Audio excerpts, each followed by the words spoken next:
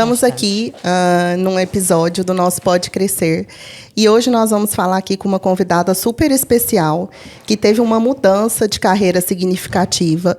Estou eu aqui, Lidiane Moraes, e a minha host convidada, que é a Mariana Costa. E hoje nós vamos falar com a Iris Mira, né, que vai contar um pouco aqui sobre a trajetória dela para nós e compartilhar aqui um pouco conosco. Bom dia. Bem-vinda. Obrigada. Obrigada por estar aqui presente. A gente começa com a primeira pergunta, que eu acho que é... Você se sente super à vontade no meio das ferramentas, não é? É assim, sim. É uma coisa que eu nunca consegui explicar exatamente de onde veio. Quer dizer, obviamente tenho uma noção, porque teve muito que ver com o facto de eu sempre ter tido liberdade para explorar ferramentas, técnicas, fazer com as mãos, sob a supervisão do meu pai. E, portanto, o normal para mim sempre foi a vida toda. Ou seja, há um problema qualquer, uma coisa qualquer para resolver, deve haver uma chave qualquer, uma máquina qualquer que me permita Tenho de certeza, resolver, né? Isto. Portanto, eu vou só procurar a ferramenta adequada e tá, né? Pronto, liga, a pessoa vai na fé e resolve. Portanto, sim, desde sempre. Ou seja, é daquelas coisas que eu fazia e fiz a vida toda por hobby, porque gostava, perceber o mecanismo, como é que as coisas funcionam, porque é que aquela roda dentada vai para ali, aquele parafuso aperta não sei onde, e perceber como é que as coisas funcionam, desmontar coisas e ter ferramentas para isso, sim, sempre foi importante e, portanto, também contribui para essa à vontade, não é? As pessoas devem estar assim perguntando, mas por que ela está à vontade das ferramentas, né? Você quer dizer para a gente o que é que você faz hoje? Então, eu hoje, como eu disse, transformei o meu hobby na minha profissão. Muito e bem. Faço reparações, pequenos arranjos, pequenas remodelações. Portanto, sou aquilo que comumente se chama um faz-tudo. É uma faz tudo. Uma faz tudo. Uma faz tudo. Exatamente. O que é super engraçado, uma mulher, né, ter assim essa iniciativa, né? Que é o que a gente procura desconstruir um bocado, não é? Tipo, por que a mulher não pode fazer isto, Exatamente. né? E a gente fala de mudança de carreira, então, o que você tinha como profissão? Qual era a sua profissão antes disso? Portanto, eu durante os últimos 10 anos fui tradutora e tive uma empresa de tradução. Foi uma área na qual eu caí um bocadinho por acaso, porque durante aquela altura mais complicada da troika, da crise, etc, etc, Lá eu fiquei... em 2010, 2008, mais ou menos. 11, 12, sim. Sim, foi quando foi implantado. Eu fiquei muito doente, fiquei de cama durante bastante tempo, tinha acabado de ficar desempregada e eu precisava de dar um jeito, não é? Sim, nessa altura você já tinha uma filha? Já tinha uma filha, que na altura tinha 5 para 6 anos. Certo. E comecei, ok, o que é que eu posso fazer deitada para ganhar dinheiro? E acabei por portas travessas. Okay, há sites de agências de tradução. Eu sempre tive um jeito natural com as línguas, sempre fui fluente em várias línguas, sempre escrevi bem.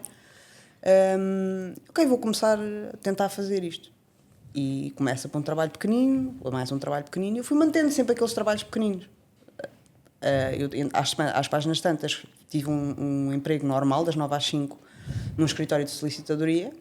Mantinha a tradução como paralelo, não é? Mais uma coisa para ganhar mais uns trocos. Até que os trocos começaram a ser mais na tradução do que aquilo que eu ganhava durante o dia no escritório. E, portanto, nessa altura eu disse, não, eu sou parvo, não é? Eu continuar a trabalhar das 9 às 5, ter que sair de casa, apanhar 2 horas de transportes para lá, 2 horas de transportes para cá. Portanto, se calhar vou ficar confortavelmente em casa a traduzir, nem sequer precisava traduzir o dia inteiro, porque geria os meus horários conforme fosse necessário. E, portanto, tinha o chamado emprego de sonho, não é? Ganha bem, está em casa, tem a liberdade de horários, consegue às 4 da tarde, se lhe der na telha, ir tocar violino para os miúdos na escola da filha e ter essa participação ativa também na vida dela. Entretanto, engravidei do meu segundo filho e passei a gravidez em casa, quer dizer, agora depois teve também o lado negativo, que foi, eu saí da maternidade, cheguei a casa, pousei o João ao meu lado e fui trabalhar. Pois. Sim, acaba por estar ali porque naquele momento, conectado. Esquecem-se os direitos, não é? Porque tem os afazeres e as obrigações. Eu tinha obviamente a possibilidade de ter direitos. O problema aqui é um simples. Eu sou workaholic, toda a vida fui workaholic e tenho muito uma coisa que acaba por extravasar em qualquer das áreas profissionais onde eu tenha passado, que é, eu tenho um compromisso com este cliente, eu tenho um compromisso com esta pessoa. Aquela tarefa é minha, está lá a minha cara, está lá o meu nome. Portanto, a responsável por aquilo sou eu. Se eu tiver que me rasgar toda para fazer aquilo até ao fim, eu vou me rasgar toda para fazer aquilo até ao fim. Para cumprir sua palavra, Sim. né, Iris? Isso é muito importante. Porque foi uma coisa que me foi inculcada muito profundamente pelos meus avós e pelos meus pais. As pessoas valem tanto quanto vale a sua palavra. Portanto, se eu empenhei a minha palavra de honra de que aquilo vai estar feito, aquilo vai estar feito. E a tradução tem essa coisa, é assim... As pessoas muitas vezes encaram a tarefa da tradução como só passar A para B. Não tem nada a ver. Ou seja, a pessoa pode passar A para B usando um dicionário, mas existem idiomas, existem estilos, existem maneiras de escrever. E quando estamos a falar de grandes multinacionais que eram clientes meus, por motivos óbvios eu não posso divulgar os nomes. Claro. Estamos a falar de empresas muito, muito grandes e que têm que manter uma consistência, e consistência aqui é a palavra-chave. A consistência era assegurada pela pessoa que fazia. Porque aquela pessoa é que sabia o estilo. Por muito que nós tentássemos substituir essa peça, aquela pessoa naquele momento não era substituível. E quando estamos em picos de trabalho é impossível. E coincidiu um pico de trabalho com o nascimento do meu filho. E eu engoli a pastilha e amamentava de um lado o João e a outra mão estava no teclado e no rato e eu ia gerindo assim do tempo que foi possível. Pronto. Chegamos a 2021, 22 e como acho que é do conhecimento geral, temos aqui uma questão de geral, comum a todos. ChatGPT, inteligência artificial, Sim. etc. E eu tive uma quebra de 90% nos meus rendimentos. Ok. Abrupta, do dia para a noite. Ok. Quando se trabalha por conta própria e quando se é empresário, nós percebemos que há tendências. Há meses em que as coisas correm melhor, há meses em que as coisas correm pior. Ao fim de tantos anos, já havia mecanismos de segurança que nos permitissem acomodar essas flutuações naturais no negócio. Mas não a 90%. Mas não a 90% e não 6 meses, 8 meses, 1 ano. Ok. E ao fim desse tempo as reservas começam, ok, se calhar eu não vou continuar a empenhar o meu património pessoal para sustentar o negócio. E nessa altura eu parei, fiz uma análise séria daquilo que era a minha realidade. E disse, ok, tu estás há 10 anos a fazer uma coisa em que te tornaste uma das melhores naquilo que fazes. Mas tu não gostas disto. Porque eu caí na tradução por acidente, eu comecei precisamente por dizer isso. Ou seja, E acabou sendo conveniente ao longo dos anos, não é? foi conveniente, a pessoa ganhava bem, tinha uma liberdade fantástica, tinha... Ok, eu tinha uma gaiola dourada. Eu sou a primeira a dizer isso. Eu tive sorte em tudo, em o que foi acontecendo na minha vida, por muito que pareça às vezes que tenha sido complicado, eu fui tendo sorte sempre. Portanto, e isso foi mais uma das situações em que eu tive sorte. Eu tinha uma gaiola dourada que me permitia continuar a trabalhar e continuar a funcionar, mesmo tendo um problema de saúde complicado que não estava controlado. Portanto, porque eu podia trabalhar deitada, podia trabalhar a fazer o PIN, podia trabalhar na posição que eu quisesse, nas horas que eu quisesse, desde que eu cumprisse os meus prazos, estava tudo bem. Ok. Mas eu não gostava daquilo. E a mera sugestão de alguém dizer, epá, tenho ali um móvel que aquilo não está como deve de ser, não sei o quê, epá, aquela parede está ali, coisa, não sei o quê. E eu, logo, imediatamente, posso ajudar? Mas eu consigo resolver, eu tenho um berbequim ótimo, tenho não sei o quê, pronto. E então era sempre isto. E aquilo fazia-me brilhar. Às páginas tantas, ainda antes do João nascer, a minha mãe teve uma situação em que, pronto, foi possível gerir a mudança da cozinha da minha mãe, que era uma cozinha muito velhinha, já bastante degradada, e então, ok, vamos partir a cozinha e vamos fazer a cozinha de novo. Ó filho e tal, se me pudesses ajudar a escolher os móveis, eu disse, eu não te vou ajudar a escolher os móveis. Eu vou partir a cozinha e eu vou fazer a cozinha de novo. E assim fiz, a cozinha está lá. Nessa altura eu fazia... E assim, Iris, para sua mãe não foi um susto? Não, para a minha mãe não. Não? Não, para a minha mãe Já não. estava habituada. Para a minha mãe não foi um susto. A minha mãe conhece perfeitamente o bicho que tem em casa. Sim, e seu pai era marceneiro, O não é? meu pai era marceneiro. Ok. O meu pai era marceneiro. E a minha mãe sabe perfeitamente que se eu digo que vou fazer... É porque vai fazer. Eu vou fazer. Sim. Correu tudo às mil maravilhas? Não. Não é? E o restante da família, como é que foi? Quando a Iris vai Então partir é assim. a cozinha e vai refazer. Então, o restante da família, eu tenho uma família muito próxima, que é a família do lado do meu pai. Portanto, eu fui criada pelos meus avós até aos 4 anos. Ou seja, eu vivi mesmo com os meus avós até aos 4 anos. Tive uma relação muito próxima sempre com eles. Por exemplo, férias de Natal, férias de Páscoa, férias de Grandes. Eu estava permanentemente em casa dos meus avós. Portanto, foi mesmo uma relação muito próxima. Que é por aqui, até, né? É perto daqui, não é? Sim, nós vivemos todos na área de Lisboa, portanto, sempre tive uma relação muito próxima com eles. Portanto, os meus avós também sabiam que eu não tinha os parafusos todos. Não é? Isto sempre foi claro e óbvio para toda a gente. O resto da família é um bocado irrelevante porque não tenho particular relação com o lado materno, não tenho particular relação. Mas fui fazendo. A minha mãe, ok, pronto, então se vais fazer, fantástico. Pronto. Porque depois era aquilo, eu digo isso, mas é no sentido de isso para a sociedade por vezes a mulher está ali no setor da construção, se torna um susto, né, um acontecimento. Sabes que é assim, por portas travessas, vamos pôr isto um bocadinho em contexto, se calhar. Eu fui mãe com 17 anos. Portanto, não houve nada, ou muito poucas coisas na minha vida que tivessem ido by the book. Portanto, sim. Eu sempre fiz muito o que me deu na telha. Independentemente da opinião alheia. Pronto. E hoje houve alturas em que isso não foi pacífico, em que eu não lidei com isso de forma pacífica, porque acho que todos nós queremos ser aceitos. Não é? Sim. É um movimento, é a coisa mais normal, é nós queremos ser aceitos pelos nossos iguais. Durante algum tempo isso não foi pacífico. Hoje estou nem aí. Gostas? Ótimo. Não gostas? Tipo, põe a paciência, né? Azar. Pronto. E portanto não foi um assunto.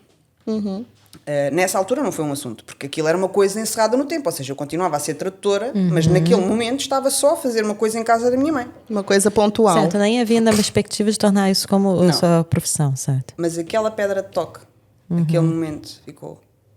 Porque, imagina, quando eu tenho espondilite anquilosante, portanto é uma doença autoimune reumática que faz com que eu tenha uma série de problemas nos ossos, na coluna principalmente. E nessa altura eu ainda não tinha um diagnóstico. Eu venho a ser diagnosticada, o diagnóstico final, durante a gravidez do João. E esta questão da cozinha da minha mãe aconteceu imediatamente antes disso. Ok. E quando tu tens alguém que toma 15, 20 comprimidos por dia para conseguir aguentar a dor, para se conseguir levantar da cama, para se mexer, e de repente está numa obra a carregar sacos de cimento, a carregar móveis, o dia inteiro, de manhã à noite, e não lhe dói nada. Era a sua paixão. Há qualquer coisa aqui. Sim. Há outro combustível aí no organismo. Sim. E eu volto à tradução, foi ainda a minha vida durante mais 7 anos, ok, mas assim, é preciso fazer qualquer coisa lá em casa, Deus me livre, não vou chamar ninguém. Chamei uma equipa de obra porque foi preciso fazer demolições em minha casa, e obviamente que eu não consigo fazer demolições sozinha, não é? Porque tenho esta fraca figura com 50 quilos. Mas nunca seria possível fazer isso sozinho. Em nenhuma circunstância. Sim, demolição não é certo. Mas sempre fui muito de se há pessoas que conseguem fazer isto, eu graças a Deus não tenho nenhum problema, portanto eu também consigo, eu só preciso perceber como é que isto se faz. Vou perceber como é que isto se faz. Fica de certeza absoluta mais barato comprar a ferramenta para fazer isto do que chamar alguém para fazer, e eu já fico com a ferramenta se eu precisar dela outra vez. Esta sempre foi a minha lógica da batata, não é? O meu marido não compreendia esta lógica, e durante muito tempo... Eu imagino. Lá vai ela. Cada vez que eu dizia que ia comprar uma ferramenta, ele: mas para quê é que tu precisas de... Mas para quê? Já tens uma arrecadação cheia de ferramentas. E eu dizia sempre a mesma coisa. Um dia vou trabalhar para as obras. E toda a gente achava que eu estava a gozar. E toda a gente sempre achou que eu estava a gozar. Que era uma piada. Sim, é piada interna. Vai agora, empresária, tradutora, vai agora largar tudo para ir para as obras. Sim, e pelo que a Iris estava a dizer, estava a correr tudo bem, né? Na tradução, sim, enfim. Assim, eu uma vida perfeitamente confortável, quer dizer, filhos em escolas privadas, uma vida confortável, do mais confortável que pode haver, sem problema nenhum. O Luís, felizmente, também, o meu marido, portanto, também tem também trabalha para fora, portanto, é jornalista, trabalha numa área de nicho, portanto, também tem ou seja, sempre tivemos uma vida confortável. Pronto. Até ao momento em que só com o rendimento dele era possível continuar a ter uma vida confortável. Sim. Mas eu não tenho feito para isso. Sim. Não fui educada assim. Minha mãezinha... Sim, você, como disse, é workaholic, né? Portanto, ficar ali com aquela ideia de estar em casa... Eu entrei em depressão. Sim. Tira-nos mesmo uma base muito importante. Porque assim, às tantas, eu não tinha o meu dinheiro, eu não tinha as minhas coisas, e obviamente que isto nunca foi assunto. Meu marido nunca me pediu contas de se eu compro isto ou aquilo para mim. Ele nunca me perguntou se compras isto ou porque é que compraste isto ou aquilo. Nunca foi assunto. E passaria a ser, não é? Não, mas nunca foi assunto. Não, mas no momento que você deixasse de trabalhar, passaria a ser, eventualmente. Mas mesmo quando eu estive sem rendimento, ou com muito poucos rendimentos, isto nunca foi assunto. Porque assim, nós nunca vimos as finanças lá de casa, nunca houve o dinheiro dele e o meu dinheiro, houve sempre o nosso dinheiro. Portanto, nunca foi assunto o que é que quem gasta em quê. Desde que, obviamente, não se ponha em risco o futuro financeiro da família. Claro. Mas eu não, na minha cabeça, eu não vou comprar, eu não vou gastar, eu não vou fazer isto... porque não dá, porque eu não estou a ganhar. Na verdade, você tinha ali aquela sensação de que tinha que estar a contribuir com claro. É a liberdade financeira, Sim. Não é? A liberdade financeira é assim, o meu casamento e a minha família é uma parceria. Sim. Às vezes essa parceria pode não ser igual para as duas partes, ou pode não ser igual em todos os aspectos para as duas partes. Há sempre uma parte que numa área faz mais do que a outra, porque é normal. É a flutuação da vida, né? Porque todos nós temos forças e fraquezas e, portanto, fazemos o melhor que podemos nas áreas em que podemos melhor. Mas aquilo não fazia sentido. Ou seja, na minha cabeça era um bicho de 7 cabeças. E, portanto, eu às tantas disse, não, eu vou... Tive uma conversa séria com a única pessoa cuja opinião importava neste assunto, que era efetivamente o meu marido. Sim. E disse, olha, a tradução já foi, eu quero ir trabalhar para as obras. E aí, Iris? Agora eu fiquei curiosa. E ele disse-me, ok, então vai. Mas vamos ter que fazer acontecer algumas coisas. Super parceiro, hein? Sim. Assim, quando eu digo que sou uma mulher de sorte, eu sou efetivamente uma mulher de sorte. Isso é muito importante. Obviamente que não existem casamentos perfeitos e não existem relações perfeitas, mas eu sei que quando as coisas abanam, o alicerce está lá. Portanto, isso é super importante. E a inversa também é verdadeira, ou seja, quando as coisas abanam do lado de lá, o alicerce está aqui. Portanto, sim. As rédeas vão passando de mão, mas há sempre alguém a segurar as rédeas. E ele o que me disse nessa altura foi, ok, então vá, bora. Bem, assim como assim, metade do investimento já está feito, porque ferramenta tudo exatamente. Muita, né? Ferramenta não falta, né? Só pelos divulgar. vistos. É só começar a divulgar, vamos lá. E começámos a pensar qual seria a melhor maneira de fazer isto. Foi quando? Isto eu começo a brincar com esta ideia mais a sério em junho de 2023. Ok. Portanto, é uma coisa muito recente. Não tem mais tempo aí. Não, 23. É mesmo? 23. Parece que eu te conheço uma eternidade. 23. Ok, começámos a brincar com esta ideia, comecei a pensar como é que eu iria estruturar a coisa, que nome é que eu ia dar ao projeto. Quem seria o meu público-alvo? E começámos, os dois... Começou a fazer ali um plano de negócios, né? Informal. Por e ainda sem até sem as ferramentas todas, não é? Porque depois foi importante você participar do projeto, não é? Sim, da AWS, sim. Mas nessa altura começámos, ok, então para onde é que a gente vai sair com isto?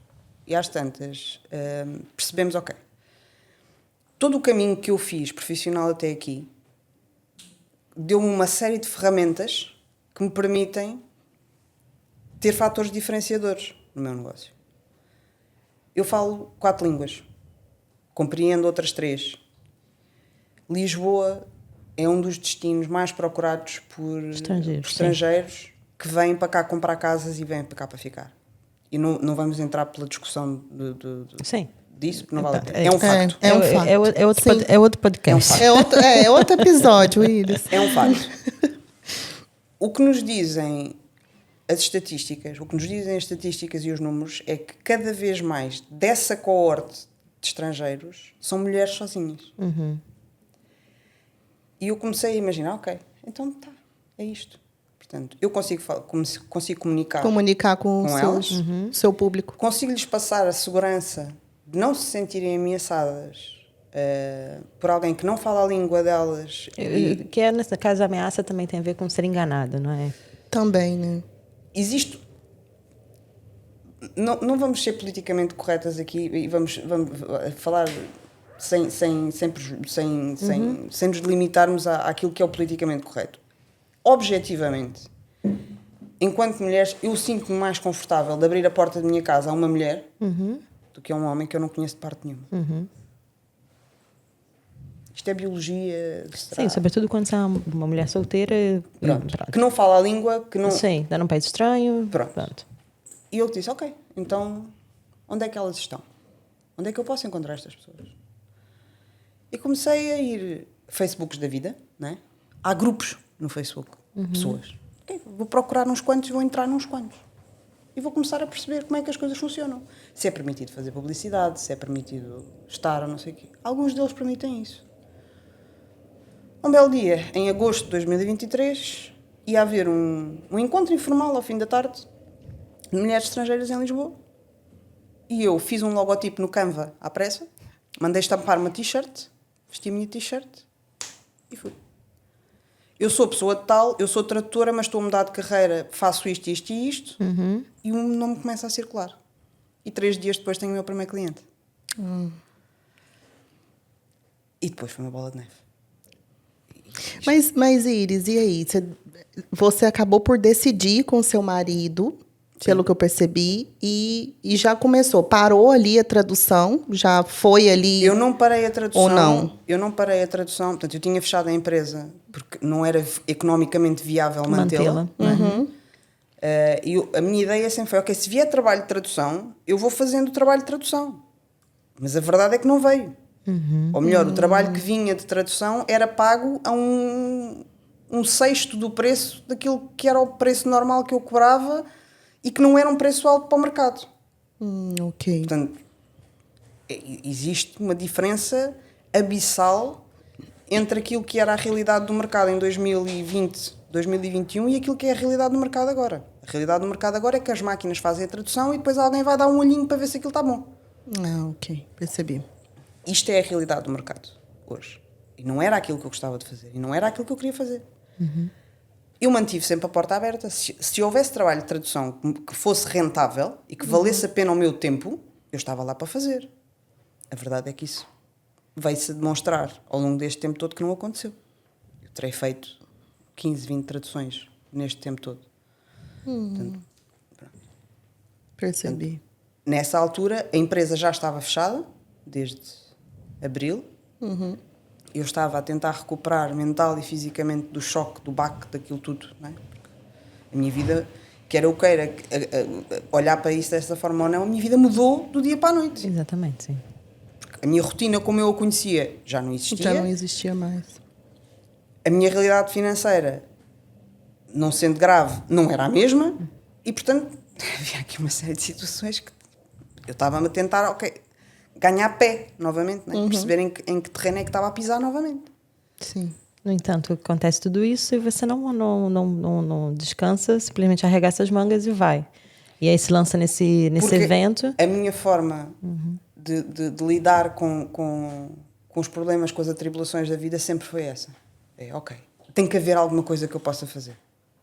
E se houve coisas que eu podia fazer quando eu não conseguia andar e estar deitada numa cama para dar a volta por cima, não era naquela situação em que eu, graças a Deus, já estava melhor de saúde, em que tinha tido a oportunidade de me tratar como deve ser, porque entretanto já tinha encontrado médicos, perceberam como era a melhor forma de tratar o meu problema, etc, etc. Portanto, se eu já tinha isso tudo, tinha uma base familiar fantástica que me permitia também ter esse porto de abrigo seguro. Qual era o motivo que eu tinha só para ficar de lado a chorar as mágoas? Ficar depressiva e pronto, esperar. Sim, cruzar os braços. É assim, depressiva fiquei. Claro, mas você não esperou, você foi à frente. Porque eu não consigo Obviamente todos nós temos momentos de cansaço e que precisamos mesmo de parar e que precisamos mesmo de quebrar. Eu não sou diferente das outras pessoas. Também os tenho. Mas eu não gosto que eles comecem a sentir confortáveis para ficar. Está ali aquele ponto, ok, já choraste, já te descabelaste, já foi um drama, o horror e a tragédia, já está. Ok, então agora vamos fazer alguma coisa. Ponto. E aí a Iris começa esse projeto, na altura já chamava She Does. Sim, sempre chamou She Does. Ok. Sempre se chamou She Does. E como é que foi esse primeiro trabalho? Eu queria saber um pouco essa sua trajetória. Desde o momento... O primeiro de todos Sim. foi uma coisa super simples. Foi umas miúdas que estavam a deixar a casa que tinham arrendada porque iam embora do país. E tinha havido um problema com as maçanetas das portas e era preciso arranjar aquilo porque a casa era arrendada e elas não queriam, obviamente, depois ter problemas com o senhorio. E, portanto, lá fui eu. Portanto, a minha mala de ferramentas nesse momento era um trolley de computador.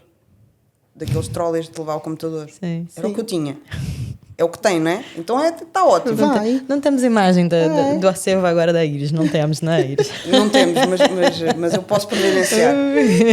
Tinha um trolleyzinho com um martelo, uma serrinha, um berbequim, umas chaves e não sei o quê. E já te sentiu ultra poderosa. E o mais importante que eu acho aqui, que esse ponto que a Iris está aqui a dizer, é a questão de não esperar o momento perfeito e tudo perfeito. Porque às vezes tem pessoas que esperam a ferramenta perfeita, o carro perfeito, o dia perfeito. Essa é outra. E isso é super inspirador, porque a Iris pegou tudo que ela tinha e foi. Sim, aqui na mudança de carreira é importante um aspecto, né? Você já foi se preparando ao longo de todo esse tempo. Você já tinha todo um background de formação do seu pai, da sua história, de você sempre ser curiosa para essa questão das ferramentas. Sim. Não foi algo que você fez de uma hora para outra. Você foi se preparando ao longo desses anos e transformou o hobby numa... Transformei um hobby muito caro. Exatamente, numa profissão. Mas com aquilo que a Lidiane estava a dizer do momento perfeito. Quando nós decidimos, eu e o Luís, ali entre maio e junho de 2023, começámos a falar nisto mais a sério, eu disse, ok, eu preciso tirar a carta de condução. Porque assim, a pessoa vai ter que andar com ferramentas, com materiais, com não sei o quê, eu preciso tirar a carta de condução. E eu vou à escola de condução em maio de 2023, inscrever-me, e então, a toda, né? Pronto. Depois houve ali aquela coisa, eu começo a fazer aulas de código, não começo a fazer aulas de código, para depois ter não sei o quê.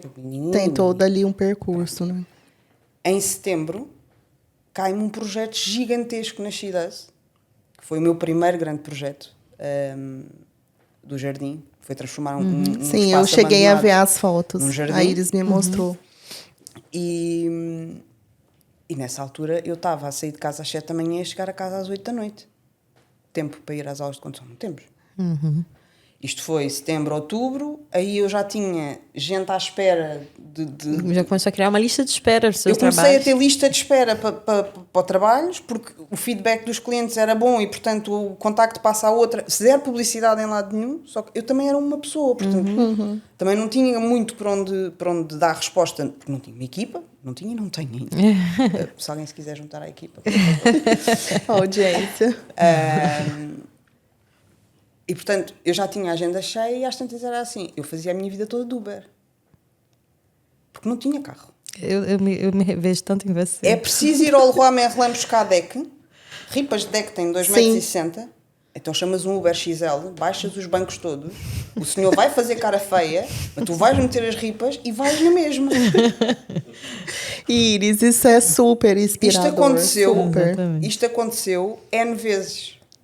Não foi uma, não foram duas, foram N vezes. O cara fez, a gente lida, porque né? assim, você poderia também... Não, eu vou esperar primeiro, vou tirar a carta, vou isso, vou aquilo. Já viu que tem pessoas que às vezes é assim, não, eu vou esperar eu tirar a carta, eu vou esperar isso, eu vou esperar aquilo. Nunca nada e aí nunca chega esse dia, né? Nunca nada na minha vida, correu com, ok, então isto vai acontecer certinho, a gente vai esperar. Eu fui mãe com 17 anos. Sim. Portanto, já começa por aí a atrapalhação toda, que é né? super desafiador, já começa aí a a maternidade cedo. Passei por uma data de atribulações até aí. Há um momento da minha vida, com 20, 21 anos, em que fico doente, deitada numa cama com uma filha pequena. Os meus pais acabaram de se separar. Entra a troika, a minha mãe era empregada doméstica e começou a ficar sem uma data de trabalhos. Eu estava desempregada. Eu começo a fazer bolos para fora porque eu conseguia fazer bolos sentada. Pois. Tinha um forno como deve ser? Não tinha. Tinha uma batedeira como deve ser? Não tinha. Não, isso é super... Então, é o que tens, não é? Sim, então vamos fazer acontecer. Só vai. Tipo, só vai. É uma grande dose de inconsciência. Eu costumo dizer que o empreendedorismo é uma doença mental. Uma doença mental. Porque é. Porque é assim. Se a gente parar para pensar todos os prós, não é? A gente vai uma vez, não é? Porque vou abrir um negócio e não sei o quê, porque isto vai correr bem, porque eu gosto muito disso e não sei o que mais. Pronto. E depois passa por todo aquele tropego, não é? Não é qualquer pessoa que suporta. Até chegar a qualquer lado. E depois, eventualmente, de duas uma. Ou o negócio corre muito bem e está, ou o negócio não corre assim tão bem, ou por algum motivo, pelas circunstâncias, pelo que seja, a gente tem que mudar de caminho. E em vez de a gente pensar, não vou passar por aquilo tudo outra vez, eu vou só trabalhar para outra pessoa, vou só estar quieta, está ótimo, eu não preciso daquilo na minha vida, eu não preciso daquele desespero na minha vida. A gente faz o quê? A gente vai outra vez. Porque é masoquista. Só que às tantas, acontece uma coisa que é, quando aconteceu precisamente isto da história da tradução, de começar a ter que parar, eu ponderei seriamente, eu não preciso de mais porrada. Eu já estou a ficar velha, eu já tenho os filhos quase criados, eu não preciso estar a levar mais porrada para estar a abrir outra vez mais uma coisa e não sei o que mais. E comecei a pensar, se calhar vou só arranjar um emprego. Uma coisa qualquer. Vou ficar quieta. Está sossegada. E o meu marido foi o primeiro a dizer, Iris, tu não duras nem 2 semanas a trabalhar para alguém outra vez. O marido já conhece. Viu? Não, você, coitado. Desgraçado, tem uma paciência de job a maturar. Mas porque a pessoa, ou seja, a fiação interna aqui dentro fica de tal forma alterada e ressignifica-se e muda-se de tal maneira, porque a nossa cabeça já não funciona da mesma forma. Porque a gente olha para uma coisa qualquer e começa a pensar, ok, como é que eu vou tornar isto mais rentável, como é que eu vou tornar isto mais eficiente, como é que eu vou tornar... Mas isso no contexto de o negócio não é teu, é metade do caminho para o desastre. Para seres despedido rapidamente. Sim, quando se dá muita opinião, às vezes também não é bem vista, né? Eu já sofri por isso. Vezes. Eu também já. E tanto que o sítio onde isso aconteceu continua no mesmo marasmo de sempre. Exato. Pronto. Eu dei 80 soluções, mas é o que é. Pronto. E portanto, disse, ok, não. Pronto, foram 5 minutos de loucura. E passou rapidamente e eu disse, não, pronto, o caminho é continuar a fazer coisas por conta própria, porque é o quê? Já estava ali, né, o bichinho do empreendedorismo. Não, sempre foi. Sempre foi. A partir de uma dada altura em que eu começo a ter que me virar sozinha, precisamente quando fico desempregada e fico doente, e eu aí tive que me virar sozinha. Eu traduzia, eu fazia bolos para fora, eu fazia pequenos trabalhos de design gráfico, porque eu sabia mexer bem em Illustrator, em Photoshop e não sei o quê, portanto fazia pequenos trabalhos. Eu fazia tudo o que me permitisse ganhar mais um dinheirinho para pôr comida na mesa. Qualquer coisa. Que não envolvesse roubar ou matar alguém. Tudo que não fosse ilegal. Tudo que era legal, estava a Iris lá. Tudo que não fosse ilegal, olha, isto dá mais 20 euros, aquilo dá mais 30 euros. Seja. Vamos embora. Pronto, vamos. Ok. Portanto, é um bocadinho aquela lógica de sobrevivência, não é? Só que às tantas, tu deixas, felizmente, de ter que sobreviver para passar a prosperar. E essa virada de chave que muito é importante. Interessante. Essa virada de chave que é importante, quando tu percebes, ok, eu já assegurei a sobrevivência. Então agora é tempo de escalar isto e de fazer prosperar. E de crescer. Sim. E depois é tempo de começar a distribuir. Isso Portanto, mesmo. São 3 fatores importantes. Primeiro sobrevives, depois prosperas e depois começas a distribuir. E é isto. Iris, e o que te fez desenvolver esse tipo de mentalidade que você está aqui a esclarecer aqui para nós? Sim, porque muita gente fica pelo sobreviver, não é? E você conseguiu descobrir que não é só isso. Você saiu ali fora da bolha. Eu não trabalho só para... Ou seja, eu trabalho para permitir ter a vida que eu quero ter. Eu tenho uma por hábito dizer que eu detesto trabalhar para pagar conta. Isso para mim é o maior sentido de infelicidade. E depois tens aquela questão do... Sim, eu fui mãe muito nova, mas uma grande parte ou muitas das miúdas da minha idade viviam mais ou menos no mesmo sítio que eu, portanto, aquilo que nós chamamos de minha criação, também foram mães muito novas. Mas eu sempre fui o bichinho diferente. Melhor aluna das turmas por onde passava. Portanto, sempre, tinha um diferencial. Eu fui ali. a última pessoa que toda a gente acreditou que alguma vez entrasse grávida em casa adolescente. Ok. Entendi. Porque ela era muito responsável. Porque ela era a miúda inteligente que ia para a faculdade e ia fazer coisas. Não é? Ela era aquela que ia fazer coisas. Era aquele espelho ali. Era aquela que ia fazer coisas. Porque era a menina... Já tinha um plano todo definido para a sua vida, não é? Toda a gente, menos eu. De resto. Aliás, os outros são ótimos a fazer planos para a minha vida. O problema é que eu não estou nem aí. Mas, invariavelmente, o que é que aconteceu com a maior parte delas? Ficaram presas a relações que não lhes acrescentavam nada, porque eram os pais dos filhos. Durante algum tempo, acabaram sem estudar, caixa de supermercado. Não há nenhum desprimor nisso, atenção. Claro. E eu olhava para aquilo. Eu sou Mas filha... o que a gente está aqui dizendo era exatamente isso. Você entendeu que não era só o sobreviver.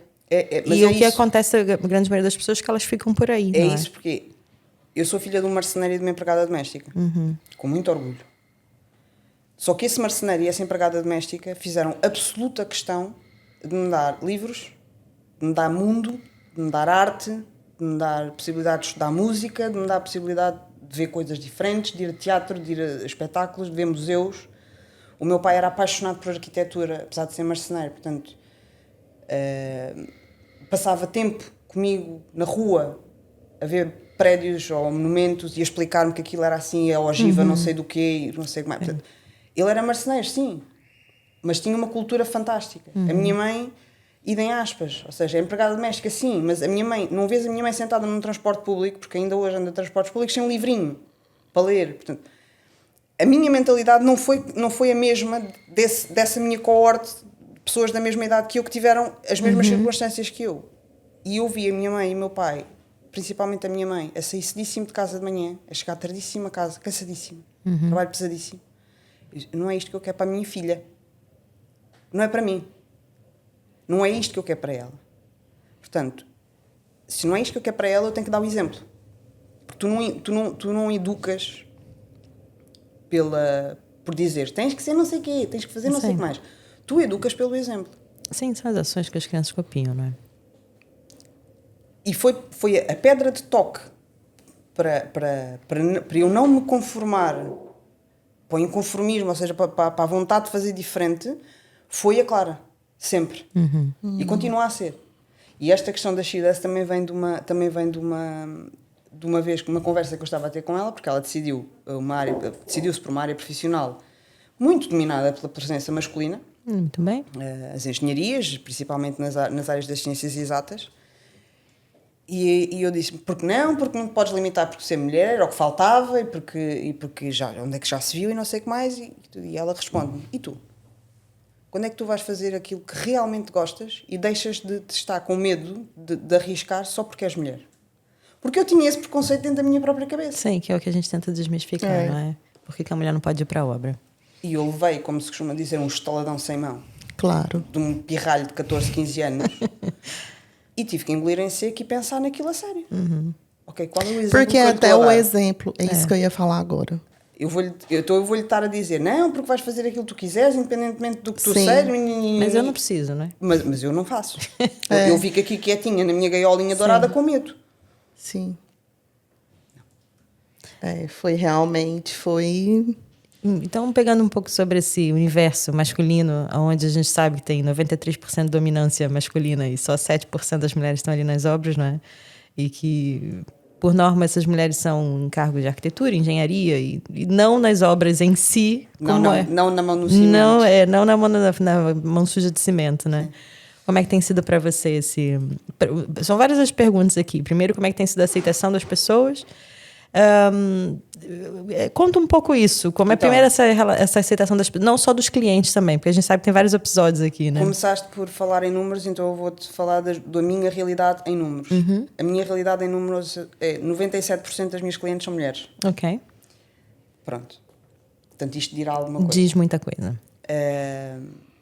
E depois existem alguns homens que são ou casados com as mulheres, ou que são casados e, portanto, têm uma mulher em casa também, que eventualmente foi quem lhes deu o meu contacto, mas que são eles que estabelecem o contacto. E está tudo bem. Portanto, nunca me aconteceu quem me contacta pôr em causa a minha competência por ser mulher. Ok. Eu não te posso dizer isso em Sim, toda a honestidade. Claro, porque Isso nunca aconteceu. Porque quando já ligam já sabe que é mulher e normalmente é uma mulher também. E depois, além disso, é que pelo facto de eu ter muito pouca publicidade, onde quer que seja, o meu contacto, quando chega a essas pessoas, já vem, olha, aquela miúda já é no impecável, portanto, vai com boas referências. E foi essa a rede que eu quis construir para mim, porque eu sabia que não tinha arcabouço. Porque, como pela disse, indicação. Né? Eu vinha de uma realidade em que não havia muito dinheiro para investir. Naquele momento não havia. Sim, claro. Portanto, não havia dinheiro para investir em grandes gráficos, não havia dinheiro para investir em grandes campanhas no Instagram, em coisa nenhuma. Portanto, ok, o que é que eu posso fazer? Posso fazer um bom trabalho e alavancar nas referências. Bootstrapping. Sim, e o setor vive muito disso. E, portanto, como vem sendo sempre assim, não é? Todos os trabalhos correm bem. Claro que não. Isso não existe. Não é? Há coisas que correm ao lado. Mas então aqui voltamos completamente lá atrás. É o nível de compromisso que tu tens para fazer com que as coisas fiquem o melhor possível. E por muito que elas às vezes não corram bem à primeira, ou que acabem por não correr bem, o teu cliente consegue reconhecer o quanto tu te comprometeste com aquilo que estás a fazer. E, portanto, isso acaba por te dar uma base de reputação que te leva a bom porto, não é? E que te leva a que continue a crescer a rede de referências, etc, etc. Pronto. Portanto, 97% de clientes mulheres, e tenho, obviamente, todo o universo masculino com o qual lido, que são as pessoas que estão nas lojas Exatamente, sim. de construção, nas lojas de ferramentas, os outros profissionais com quem eu tenho que lidar, porque eu tenho limitações, não é? Eu não sou eletricista, eu não sou canalizadora, eu não sou técnica de gás, portanto, muitas vezes eu tenho que articular o meu trabalho com outras especialidades. E isto às vezes é extremamente interessante. Ou seja, a eletricidade não tem problema porque a pessoa que normalmente eu costumo chamar quando preciso de projetos de eletricidade é um grande amigo meu há muitos anos e, portanto, não tenho esse tipo de problema. Mas sempre que isto acontece, existe sempre um elemento de estranheza. Mas porquê é que aquela tipa está a mandar bitetes? Existe a parte número 2, que é, eu chego a um sítio qualquer para dar um orçamento ou para ver uma obra ou qualquer coisa e se não for o cliente ou o cliente, porque eu tenho que falar a cliente porque é a esmagadora maioria, não é? Sim. Se não for a cliente que me contactou a estar lá, a pessoa trata-me sempre por arquiteto ou engenheiro. Porque na cabeça não existe outra possibilidade de uma mulher estar ali a fazer aquilo se não for arquiteto ou engenheiro. A área operacional não é vista, né? Pronto. Com mulheres. E, portanto, eu tenho sempre que esclarecer que, olha, eu não... Se me quiser chamar doutora, pode ser, mas arquiteta ou engenheira, não. E as pessoas ficam muito espantadas. Mas é você que vai fazer? Mas é o quê? Empreiteira? Eu, não, só faz tudo. E isto agrava-se mais ainda se eu não for com roupa de trabalho. Porque se eu estiver na rua que engraçado. E naquele dia não estiver com roupa de trabalho e a pessoa me disser, olha, podes só passar ali para ver não sei o quê, eu não vou a casa de propósito mudar para a roupa de trabalho. Trocar. Se eu estiver assim, é assim que eu vou. Eu tenho aquilo na cabeça das pessoas. E a pessoa leva um susto, Iris. Como é que é, assim, a reação? É interessante. É? É interessante. É porque a pessoa fica... Não, porque eu já estou tão habituada a não ser levada a sério. Iris. Mas é verdade. É mais pura e absoluta verdade. Ora, não vamos mais longe. Este fim de semana, eu estive em Évora, em casa de uma prima nossa que precisava da minha ajuda para acabar umas coisas, que um pedreiro deixou a meio, não terminou. Ora-se. E então eu fui para lá terminar ou ajudar a terminar, porque não ficou completamente feito, mas já ficou mais adiantado, pelo menos. Pronto. E eu tive que ir ao Leroy Merlin, porque às tantas para remendar lá, qualquer coisa precisava de perfil de teto. E então, eu conduzo um Smart. E então eu cheguei ao Leroy Merlin, à zona de construção, em Évora, estaciono o belo do Smart, ao lado do sítio onde estavam os perfis, tiro 2 perfis de teto, saco da tesoura, cortar a chapa, porque obviamente o perfil tem 3 metros e portanto não cabia no Smart. E eu também não precisava deles inteiros, não é? Saco da tesoura, cortar a chapa, tac, tac, tac, cortei os perfis à medida que eles cabiam no Smart, chego, meto os pedreiros todos a olhar para mim. eu a baixar o Quem banco é do smart, essa, né? a tirar a tesoura. A tirar a tesoura, sim. Porque o meter perfil ainda era como o outro, mas a cortar a chapa. Obrigado, Leonardo. A cortar a chapa. Já tem resultado, né? A cortar a chapa com a tesoura de metal, pronto. Mete aquilo no... Portanto, foi a atração do dia. Sim, eu imagino. Sim, por isso que eu estou a questionar como é que é a reação do cliente quando você chega sem roupa de trabalho. Eles perguntam se é arquiteta ou se é engenheira. Sim, aqui no caso é mais as pessoas que... Pronto, cliente a gente já está superado, né? Mas é mais os fornecedores mesmo. Normalmente são ou fornecedores... Ou então, por exemplo, imagina, a cliente está interessada em comprar uma casa, mas quer que eu vá lá dar uma vista de olhos primeiro, para perceber mais ou menos se há ali algum problema estrutural grave, alguma coisa que me chama a atenção, obviamente. E tu sabes, isto já aconteceu, eu dizer, olha, eu não tenho a certeza, vou falar com a arquiteta, portanto, eu vou dar uma vista de olhos, mas vou falar com a arquiteta para validar a opinião, mas isto acontece. Eu ir visitar, ou ir com as clientes visitar as casas para perceber, porque elas já viram, mas olha, eu gostava de fazer qualquer coisa nesta cozinha, ou de mudar aqui uns móveis, ou de qualquer coisa assim do género, e gostam da minha opinião, e eu faço todo o gosto de ir e de acompanhar e dar esse feedback. Mas assim, se eu tiver com a roupa de trabalho, estou, se não tiver, não estou. Agora, normalmente são os agentes imobiliários, muito estranho. Acho muito estranho. Sim, é curioso, né? E a malta das lojas de materiais de construção. Felizmente, eu tenho já uma rede de lojas onde vou... Você já recorre. Já sou da casa. Sim, pronto. E já me conhecem pelo nome e tratam-me como se eu fosse da casa e às vezes, muitas vezes, um telefonema resolve que, olha, ponham-me aí isso de parte que eu vou passar só a buscar. E pronto. Eu tenho essa enorme sorte. E também nesta zona onde nós estamos existe uma série de boas lojas onde eu tenho essa facilidade de resolver a minha vida, mas cada vez tenho que ir a um sítio diferente. Esta semana, ainda em Évora, eu levei um laser que eu precisava tirar uma pomada. Eu levei um laser que tinha lá em casa, que é um laser de 2 linhas, e aquilo não estava a correr bem. Eu tenho que comprar um laser de 3 linhas e tenho, por causa do gesso, portanto eu vou só comprar o laser. Meti no Google, no site da marca com que eu costumo comprar de ferramenta, para ver onde é que era o representante oficial mais próximo. Ok, sim senhor, está aqui a morada, vamos lá. E fui, cheguei lá. Estava toda suja de roupa de trabalho, porque estava a mexer em gesso, portanto estava cheia de pó para todo lado, não é? E entro lá e digo, olha, precisava do laser assim, 3 linhas desta marca. E ele vai lá para dentro do armazém, primeiro olha para mim de género, vai comprar um laser, custa 600 euros. Vai buscar, chega, Ana tem este, que é cruzado. Ora, se eu lhe tinha pedido um laser 3 linhas, ele traz-me um laser cruzado. Pois, mas esse eu tenho, portanto eu precisava mesmo efetivamente era do... daqui a 2 semanas. Eu disse, está obrigadinho. Eu tiro a pomada à moda antiga, com laser e com tudo, com nível e tudo. Não se encontra. Portanto, é sempre aquela coisa do, mas para que é que ela precisa disto? Sim, estão sempre a validar, não é? Mas por quê, né? É assim, antes de eu ter lançado a She-Does, e eu conto esta história muitas vezes, para as pessoas perceberem, muitas vezes, a questão das barreiras à entrada. Porque existe uma barreira gigantesca. Sim, sem dúvida. Sim. Porque nem toda a gente, no momento inicial, seja por que circunstâncias forem, tem a capacidade de ligar aquela luzinha cujo nome não se pode dizer num podcast de família e seguir em frente, como eu faço. Eu entro numa grande superfície de ferramentas e de materiais de construção com o objetivo de comprar um martelo perfurador, vulgo torno.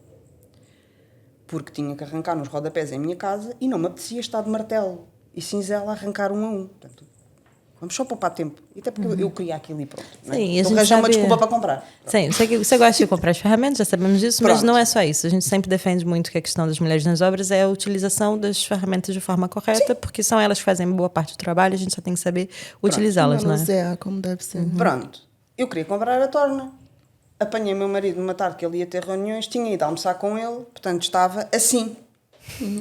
Decote, maquilhagem, salto alto e não sei o quê. E vou para a abençoada loja de material de construção. Chego e digo, olha, eu quero a torna XYZ como este modelo, porque eu já tenho as baterias, portanto, eu já tenho baterias desta marca, portanto é mais fácil só. Eu levei meia hora de uma ensabua dela, porque você não precisa disto, e porque isto é muito caro, e porque não sei o quê, e porque não precisa de uma torna à bateria, e pode perfeitamente usar uma coisa mais barata ligada à eletricidade. E eu disse, então e se eu tiver que ter o olhar sem ter o quadro elétrico ligado, faço o quê? Imagina que eu estou a perfurar um teto e preciso de passar numa zona onde pode estar eletricidade viva, faço o quê? Porque em muito raras situações isso lhe vai acontecer. Eu às tantas deixei de tentar discutir, já me estava a sair fumo pelas orelhas. Claro. Saí, parei no livro de reclamações, escrevi até me doer a mão. O meu marido vem buscar, eu a deitar fumo pelas orelhas. Pois eu quando tenho mau feitio, tenho muito mau feitio. E ele disse-me... O que é uma falta de respeito também, né? Mas de certeza absoluta. Sim. Ela tinha uma necessidade, queria comprar e não deixaram você comprar, ponto. Eu vou àquela loja quase todos os dias, hoje em dia, aquela pessoa já não trabalha lá. Com certeza eu não fui a única pessoa a ter reclamação. Sim, pelos vistos. E o meu marido fez aquilo que normalmente faz quando eu estou a deitar fumo pelas orelhas, que é ir procurar uma solução para a minha irritação e dizer-me, pronto, está aqui a solução, respira fundo. Calma, né? E fui então parar a uma das lojas que hoje é o meu porto de abrigo de cada vez que eu preciso de ferramentas, porque felizmente eles têm tudo e portanto eu só entro e digo o que é que quero e está. E sou tratada uma princesa, literalmente ali. O meu marido levou-me lá. E eu cheguei lá e fiz exatamente a mesma conversa, que era torna X, Y e Z. E eu disse, 5 minutos, vou buscar. Okay.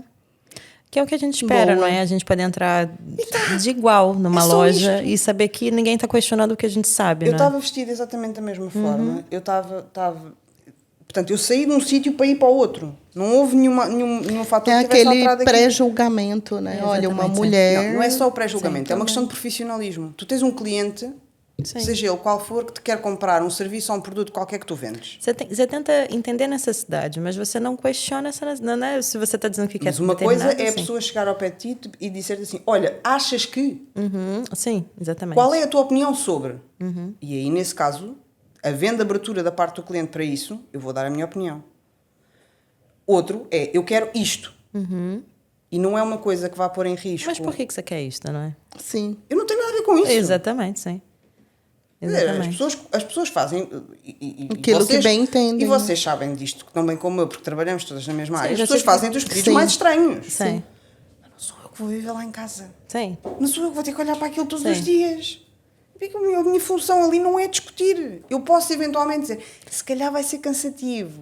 Se fizer assim, pode ser assado. Se fizer assim, vai ser assim. Ou é sugerir, isso? Ou sugerir. Vamos embora. Mas se é aquilo que a pessoa quer... Não estamos para colocar em causa, né? E, portanto, temos sempre essas barreiras à entrada. E quando digo barreiras à entrada, é nos fornecedores, na formação, em tudo. Sim. Portanto, é difícil... porque não há referencial. Não. Tanto que o sentido do nosso workshop para mulheres, que inclusive vai ter agora a segunda edição em novembro, dia 23 de novembro. Às 9h30 da manhã, aqui na nossa sede, que vai ser divulgado nas redes sociais da Cenário Minucioso. E nas minhas também? E nas vossas também, né? Da Mariana também. É mesmo nesse sentido de que é possível, né? A mulher tá ali na linha de frente. Perfeito. E não é só em cargos de engenharia ou de arquitetura ou de desenhista, enfim. É mais nesse sentido de fomentar e de mostrar para as mulheres que é super possível fazer mesmo, colocar ali a mão na massa. Porque a construção civil nos trabalhos nem ali. É uma possibilidade para a maioria das mulheres, não é? É porque não há referencial. Não há referencial, justamente. A minha batalha, e isto tem sido... nós temos conversado sobre isto extensivamente ao longo deste tempo em que temos mantido contacto. Eu não preciso de me expor. Ou seja... Sim, você não precisa de mediatismo. Eu não preciso de mediatismo, eu não preciso de me expor para fazer o meu trabalho. Para você ter mais trabalho. A intenção da exposição é exatamente você conseguir motivar e chamar a atenção para que outras mulheres entendam. Afinal, isto é um trabalho também, não é? Chamar a atenção, porque assim, felizmente, eu não tenho falta de trabalho. Felizmente... Não é um caso. Aliás, eu preciso de expandir a equipa. Outra vez, eu preciso de expandir a equipa. Portanto, facilmente alguém que fizer formações aqui de gesso cartonado, depois dá trabalho. Eu preciso de mais equipa, porque eu não tenho mãos a medir com o trabalho. Eu não preciso dessa exposição. Mas alguém tem que chamar a atenção. Exatamente, sim. Claro. Tipo, nós estamos aqui, nós existimos. Sim. Isto é válido. Então, até porque há mulheres que fazem vários outros tipos de trabalho na sociedade que é bem mais pesado do que mais as pesado. obras. Sim. Isso é uma realidade. O trabalho Só numa que cozinha industrial, o trabalho num lar de idosos, o trabalho nas limpezas industriais. sim. É muito mais... Eu garanto, porque tenho uma mínima noção disso, eu fico muito menos cansada ao fim de um dia a montar gesso do que a fazer limpezas. Exatamente, sim. Ponto. E uma coisa que eu sempre defendo, né? São duas coisas que eu defendo na mulher na construção civil. Número 1, a mulher vai porque quer. Porque é a opção dela. Não é porque a vida levou, vou trabalhar nas obras porque é isso Não tem que outra sobra. opção. Não tem outra opção, exatamente. A mulher, quando vai, ela vai porque quer. E quando ela vai porque quer, ela acaba por entregar um trabalho muito mais satisfatório. Isso para qualquer pessoa, né? Tanto ela como ele, sempre que a gente escolhe, a satisfação da entrega. Mas não é só isso. É também, outra coisa que eu também defendo muito é o gosto de, no final, ter acabado e pensar assim, ficou bom, foi eu que fiz. Essa satisfação aqui não tem preço. Sabes que eu tenho a grande felicidade daquele meu primeiro grande projeto do jardim, a Teresa, que foi a minha cliente, ter ficado uma grande amiga. Porque nós passámos Muito tempo juntos, não é? muito tempo juntas e perrengues assim complicados naquela obra. Eu tenho a grande satisfação de poder entrar naquele jardim e de o ter visto... Como era antes, não é? ter visto o baldio que era e de o ter visto depois, no inverno, na primavera, com os pessegueiros já a começar a dar flor, de me ter abrigado à sombra lá no verão porque estava um calor insuportável. Fui eu que construí aquela pérgola. Eu estava à sombra da pérgola que eu construí. Sim. Em cima do deck que eu assentei. Portanto, a satisfação é grande. Sim. E depois, existem diferenças, por mais que nós queiramos advogar pela igualdade, e sim, obviamente eu advogo pela igualdade em todas as circunstâncias, mas existem diferenças naturais entre homens e mulheres. Sem dúvida, sim. Nós somos muito mais picuinhas, atentas ao detalhe. Aquilo está 1 centímetro ao lado. E tu não vais descansar enquanto aquilo não estiver no sítio certo. Porque aquilo está 1 centímetro ao lado e aquilo está a te irritar. Verdade. Sim. É o olhar minucioso, não é? Pronto. Porque aquela cor não é aquela cor. Porque aquilo está a ficar desbotado para azul por causa da luz natural que não está a entrar ali no sítio certo. Portanto, aquilo vai ter que ser ajustado porque não está certo. Pronto. Enquanto um homem pode ser tecnicamente muito perfeito, e são, e Sim, a gente também tem que reconhecer as qualidades aqui também. Não é não diminuir ninguém para... Estou a dizer que Imagina. a nível de picuinhice natural, naturalmente as mulheres são muito mais picuinhas e picaminhões com as coisas do que os Sim, homens. há outro aspecto também que eu espero que você seja assim, tá, Dana Iris? Que é a questão de segurança, não é? As mulheres são muito mais preocupadas com o próprio corpo e a segurança no seu ambiente de trabalho. Então o risco de acidente também, inevitavelmente, vai ser menor. Eu vou-te dizer uma coisa. Eu estive aqui na Cenário fazer formação. Sim. Fiz o curso de Sim, montadora exato. Jace Cartonado. Durante toda a parte prática da formação, a única pessoa que esteve lá embaixo na formação com ténis com biqueira reforçada, no caso de me cair alguma coisa em cima dos pés, fui eu. As pessoas Não às se vezes, lembra, esses não detalhes. Eu sou a pessoa quando chega na Por obra, exemplo, fala, olha, põe os óculos, bota as o auricular, luvas. bota aqui os auriculares, sabe, por tampões de ouvido, porque máquinas fazem muito barulho, As perda de luvas, audição, não é? As os luvas, óculos. exato.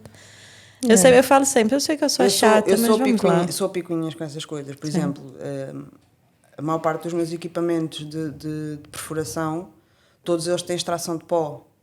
Para não ficar... Não é só para não sujar. É para para eu não estar a respirar aquilo, para não me cair nos olhos. Sim, para... exato, Também. Portanto, há um extrator de pó portátil que eu encaixo no cinto de ferramentas que se adapta a quase todas as minhas coisas, que fazem fagulhas, que fazem pó, que fazem lixo, coisas podem ser projetadas, que fica fechado de maneira a que eu não tenha esse tipo de... Portanto, sim, esses detalhes detalhes faz toda a diferença. Sim, portanto, o mercado só tem a melhorar e a evoluir com a entrada de mulheres, mas, obviamente, tudo isso tem que ser muito bem pensado, até preparado. Uma coisa que eu defendo sempre, não é? Que as empresas não estão preparadas para receber mulheres. Portanto, mesmo que haja interesse de qualquer empresa para absorver a mão de obra, que eventualmente a gente faça formação e tudo mais aqui no cenário, é muito importante que as empresas também saibam como receber essas mulheres e evitar também os olhares cruzados dos colegas ou coisas assim do gênero, porque a gente quer ser integrada. E assim, a gente quer ser integrada, mas não quer criar nenhum conflito também. Isto foi uma das coisas que, portanto, eu depois acabo por ser selecionada para a AWE, a Academy for Women Entrepreneur. Fiquei em segundo lugar, na edição do ano passado. E durante este processo todo eu fui mentorada, portanto, para desenvolver o meu negócio como uma empresa, não é? Que está em fase de conclusão final das burocracias para se tornar uma empresa. E, portanto, passas por isso tudo, pelo business plan, pelas fases de perceber, ok, onde é que eu vou buscar a mão de obra, onde é que eu vou buscar clientes, como é que eu vou adequar os meus processos. A mão de obra é o mais difícil agora. No meu caso, a minha grande dificuldade, mas eu já sabia disso à partida, é a mão de obra. Porque eu quis sempre ter uma equipa feminina, já desisti de uma equipa exclusivamente feminina para início de conversa, portanto não vai acontecer, porque não é possível. Neste momento vai ser possível em algum momento, vai ser possível porque eu sou muito teimosa, portanto eu não vai ser possível porque a gente também está fazendo esse trabalho, né, Mari? De começar a gente tá a parte das formações, dos workshops é mesmo para trazer mesmo, atrair mulheres. Pronto, mas, ou seja, criar esse ecossistema todo. E depois é assim, quando eu me assumo aberta e declaradamente como uma empresa de mulheres e para mulheres, acaba por uma parte da ideia é criar um espaço seguro. E essa segurança de espaço passa por as clientes têm essa vontade que se cria naturalmente. E as pessoas e as mulheres que eventualmente decidam vir trabalhar comigo acabam por também ter essa vontade. Não há julgamento. Exato. Não há olhares estranhos. Não há pressão. Ninguém te vai dizer que isto está mal feito porque tu és mulher, porque isso ouve-se. Sim. Pois, eu não vou dizer a palavra, mas fez aquilo, não é? Porque se um homem fizer mal feito, porque naquele dia estava mal disposto, porque o vento estava para o sítio errado, porque a massa não secou, se a gente briga com alguém na obra, a gente é histérica, não é? Exato. Portanto, né?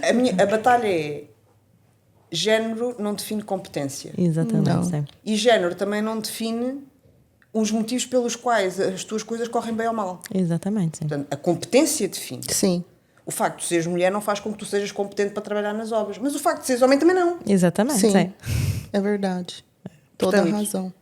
Mari, caminhando aqui para o fim aqui do nosso episódio, mais alguma questão? Eu queria só brevemente perguntar, né, já temos aqui um plano, né, de curto prazo, mas a longo prazo, como você vê a She Does e a Iris daqui a uns 5 anos?